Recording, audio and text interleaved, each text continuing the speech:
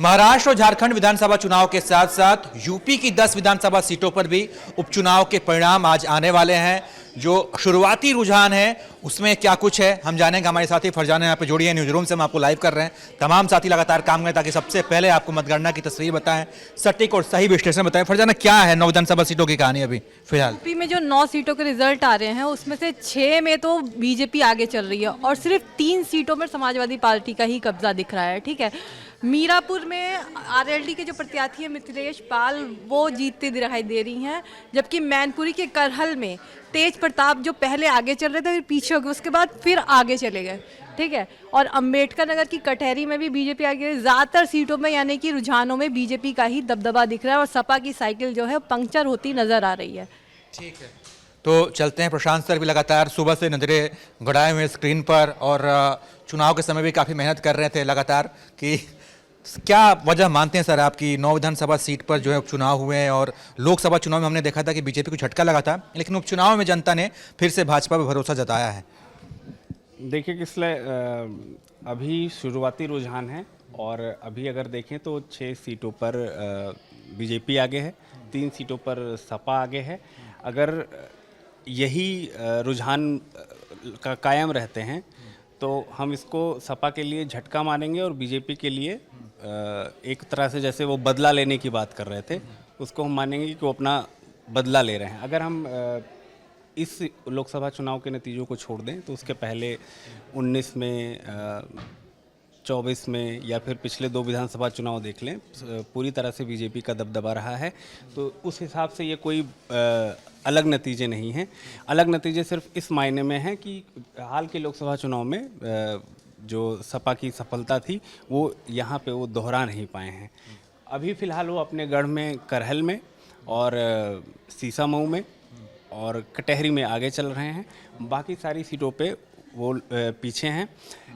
करहल में उनकी बढ़त अच्छी हो गई है, सीसामऊ में भी उनकी बढ़त काफ़ी है, लेकिन बाकी सीटों पे मुकाबला ऐसा नहीं है कि बीजेपी बहुत आगे है और सपा बहुत पीछे है। तो हो सकता है कि कुछ 1-2 और सीटों पे नतीजे कुछ और हो जाएं। ठीक है, तो अभी तक का ये है कि नुकसान ये सपा के लिए है। अगर हम इन सीटों को देखें पहले तो 5 पे बीजेपी और इन 9 सीटों पे और 4 पे सपा थी। तो अगर ये नतीजे रहते हैं तो सपा को 1 सीट का नुकसान है और बीजेपी को 1 सीट का फ़ायदा है। ठीक है, हमारे साथी नितेश पांडे जी भी हमारे साथ हैं। नितेश जी, एक समय भाजपा का नारा था बहुत समय पहले कि सौगंध राम की खाते हैं, मंदिर वही बनाएंगे, बहुत पॉपुलर नारा हुआ था और फिर लंबे समय बाद भारतीय जनता पार्टी एक और नारा खोज कर लाई है कि बटोगे तो कटोगे। क्या लगता है कि इस बार उपचुनाव में ये नारा काम किया है? काम तो कर गया यूपी के चुनाव में ही, और जो इसका इम्पैक्ट जो कहा जाता था कि महाराष्ट्र तक, तो महाराष्ट्र तक भी इसका असर दिख रहा है और बम्पर तरीके से दिख रहा है। और यूपी के तो बहुत सारे दिखाई है कि मतलब स्ट्रेट मतलब क्लीन स्वीप एक तरह से कह सकते हैं, तो क्लीन स्वीप तो नहीं, लेकिन 1-2 सीट जो सपा का गढ़ कहा जाता है बस उस हिस्से को छोड़ दिया जाए तो बाकी हिस्से पे बीजेपी ने कवर कर लिया है। अगर ये जो रुझान है और यही परिणाम में तब्दील होते हैं तो जनता के बीच क्या मैसेज जाएगा इस चुनाव से, यूपी उपचुनाव से? ये रुझान तो ऑलमोस्ट तब्दील होने वाले हैं, क्योंकि मैं अभी ये इलेक्शन साइट पे चेक कर रहा था तो सारे के सारे जो सीट्स हैं सब पे जो गैप है वो 10,000 से ज़्यादा का है। और सबसे इंटरेस्टिंग सीट आपको दिखाते हैं ये वाली मीरापुर की। मीरापुर में जो बवाल चल रहा था, यहाँ भी 10,000 का अंतर चल रहा है, यहाँ पे कुंदरकी में भी 18,000 का अंतर चल रहा है, जो बीजेपी वहाँ पे आगे है 2,000 के अंतर पे ये चल रहा है। तो फाइट फूलपुर में है, तो मौर्य जी का गढ़, मतलब कि जो रुझान है, रुझानों में 2,000, 5,000, 10,000 ऐसी लीड है, तो ये बदल भी सकता है। ये केवल फूलपुर में है, बाकी सब में 10,000 से ऊपर के गैप हैं, तो उसके चांसेस थोड़े से कम होंगे। और जैसे जैसे समय बीत रहा है और ये कॉन्टीन्यूसली 10,000 का गैप बरकरार रखे हुए हैं, तो इतना गैप भर पाना मुश्किल होगा। तो जो अभी रुझान चल रहे हैं ऑलमोस्ट यही नतीजे बन के बाहर निकलेंगे। अगर उपचुनाव में बीजेपी जीतती है इतनी सारी सीटें तो क्या हम ये कह सकते हैं कि लोकसभा चुनाव में हार का भाजपा ने बदला ले लिया? खैर वो तो लोकसभा चुनाव था, ये तो उपचुनाव है, लेकिन फिर भी बदला लेना कहना सही होगा? बीजेपी खुद इस बात को कह रही है। रवि किशन सीसामऊ सीट पर प्रचार करने आए थे तो उन्होंने ये कहा भी था कि हम लोकसभा चुनाव में जो हमारी हार हुई थी उसका हम इसमें बदला लेंगे। और बीजेपी जिस हिसाब से लोकसभा चुनाव के बाद उपचुनाव की तैयारियों में जुटी हुई थी, वो इसी मोड में थी कि इस बार इनको हम दिखाएंगे कि सारी सीटें, वो तो 9 पे 9 का दावा कर रहे थे, हालांकि जो कि अभी संभव होता नहीं दिख रहा है, लेकिन कहीं ना कहीं बीजेपी के लिए, और अगर सपा और बीजेपी इसे 2027 का सेमीफाइनल मान रहे थे, तो अगर ये 2027 का सेमीफाइनल है तो सेमीफाइनल तो वो हार रहे हैं। तो उस हिसाब से तो ये एक बड़ा झटका है सपा के लिए, क्योंकि अगर लोकसभा चुनाव में आपको जो सफलता मिली थी और 2 ही महीने बाद आप उपचुनाव में उस सफलता को दोहरा नहीं पा रहे हैं, तो कहीं ना कहीं ये एक सवाल खड़े होंगे, और कहीं ना कहीं एक मोराल जो बूस्ट होगा वो बीजेपी का होगा, ना कि सपा का। बड़ी वजह क्या मानते हैं, मतलब भाजपा की कौन सी रणनीति काम कर गई यूपी के अंदर? बीजेपी की वही रणनीति काम कर रही है जो 2019 में, 2022 में, 2024 में काम कर रही थी। बूथ लेवल पे उनका संगठन बहुत मजबूत है, और इस चुनाव में आप देखेंगे तो योगी का जो वो नारा है, बटेंगे तो कटेंगे, वो कहीं ना कहीं यूपी में तो काम कर रहा है, महाराष्ट्र में भी काम कर रहा है, हरियाणा में काम कर चुका है। हरियाणा में काम कर चुका है। तो वो एक नारा है, और एक वो जो लोकसभा चुनाव के जीत के बाद जो एक बीजेपी वो परसेप्शन बनाने में सफल रही कि सिर्फ लोकसभा चुनाव में ये सीटें जीत के सपा जो तमाम नेताओं पे आरोप लगने शुरू हुए, रेप चार्जेस लगने शुरू हुए, और वो बीजेपी वो परसेप्शन बनाने में जुट गई कि देखिए इनको थोड़ी सी सफलता मिली, और ये देखिए कैसे इनके नेता मनबड़ होते जा रहे हैं और अपना दबदबा दिखा रहे हैं, दबंगई दिखा रहे हैं। कई जगहों पे रेप के चार्जेस लगे, अपराध के और चार्जेस लगे। तो कहीं ना कहीं एक ये परसेप्शन उन्होंने लोगों में बना लिया, और सपा काउंटिंग के बाद से ही ये कह रहे, वोटिंग के बाद से ही ये कह रही है कि चुनाव में फर्जीवाड़ा हुआ है। वो अभी भी वो यही बात दोहराएंगे कि मीरापुर में और कुंदरकी में और एक जो सीसामऊ में, इन सीटों पे धांधली हुई है, प्रशासनिक दबाव काम किया है, तो वो अपने उस रुख पे कायम होंगे।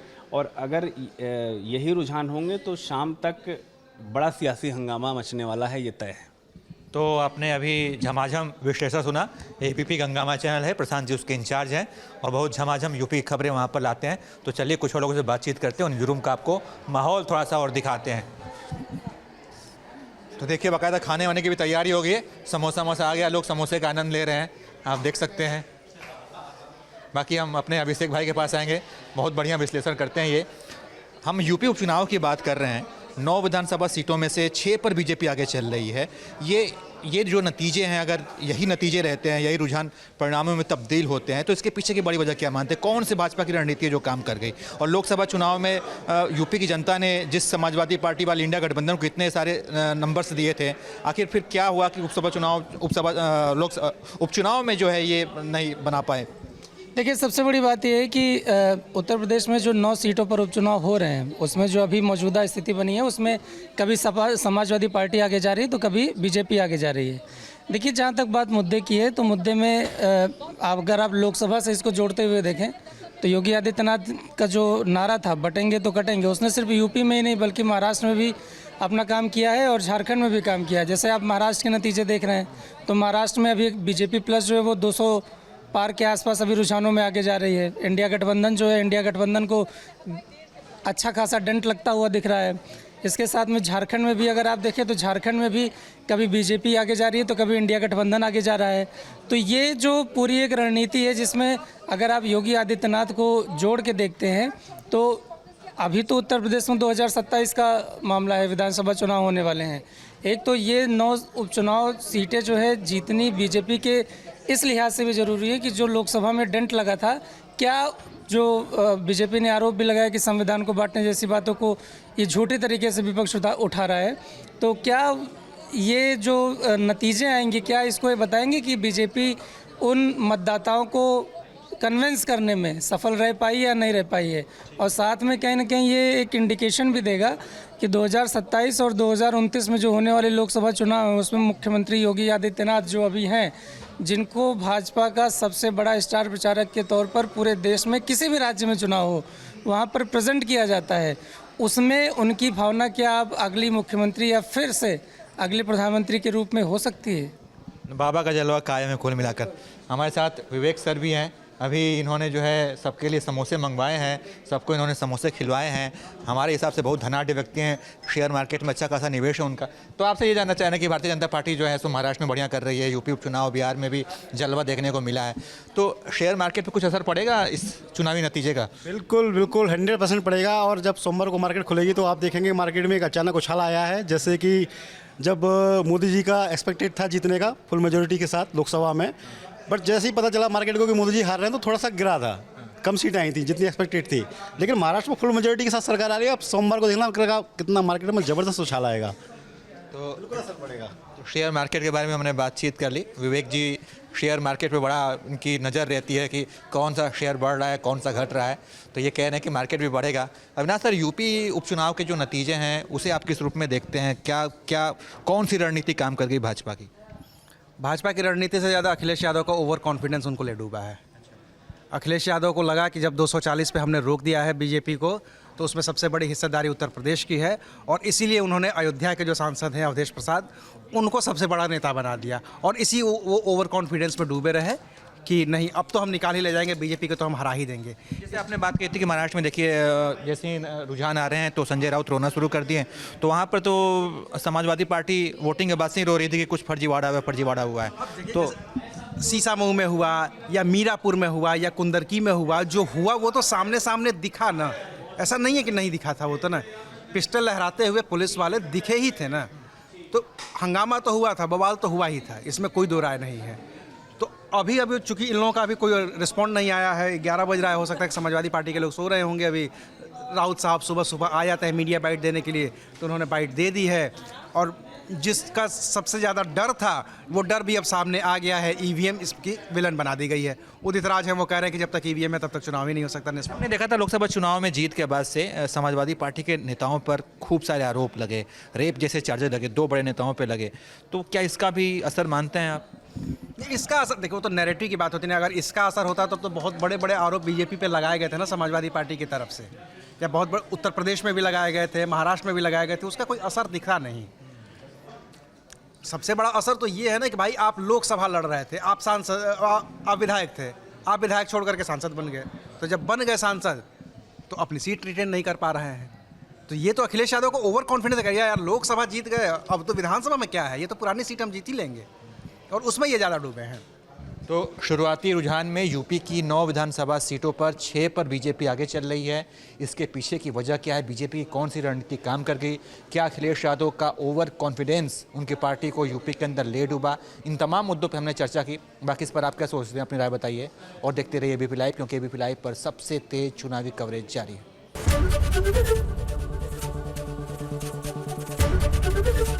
एबीपी गंगा, खबर आपकी, जुबान आपकी।